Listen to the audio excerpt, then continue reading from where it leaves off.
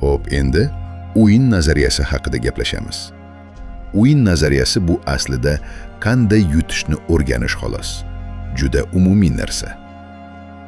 Keling tasavvur qilamiz. Dunyoda 1 million odam bor. Ularning hammasi bir-biriga qarshi o'ynayapti. Lekin faqat bittasi yutadi.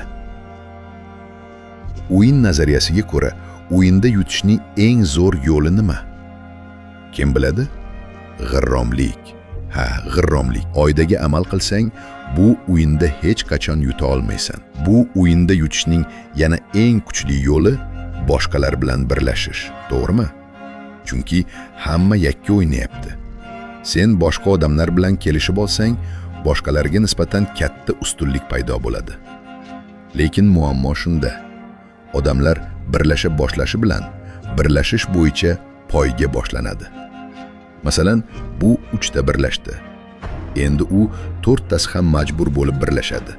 Keyin 5 tasi ham. Tushunyapsizmi? Va natijada birinchi bo'lib ochiqchasiga birlashgan odam o'rtada kuyadi.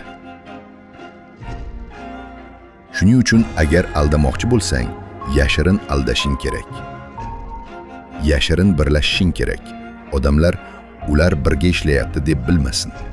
Ya'ni sirtdan alohida ko'rinib, ichida til biriktirib ishlash. Buni yashirin qilishning turli yo'llari bor. Masalan, oila, din lider bo'ladi.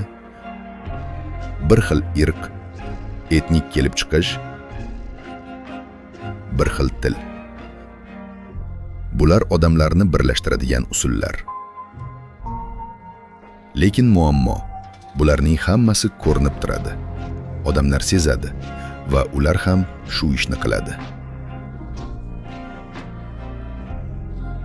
Ammo shunday bitta strategiya borki, u orqali yashirin birlashib, raqiblaringni yengish mumkin.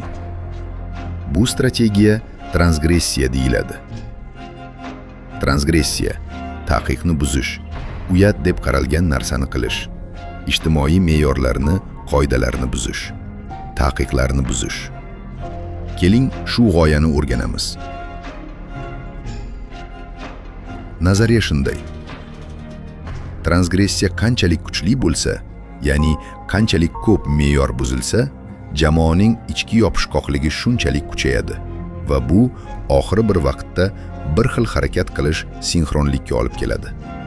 Men sizga taklif qilmoqchi bo'lgan nazariya shu.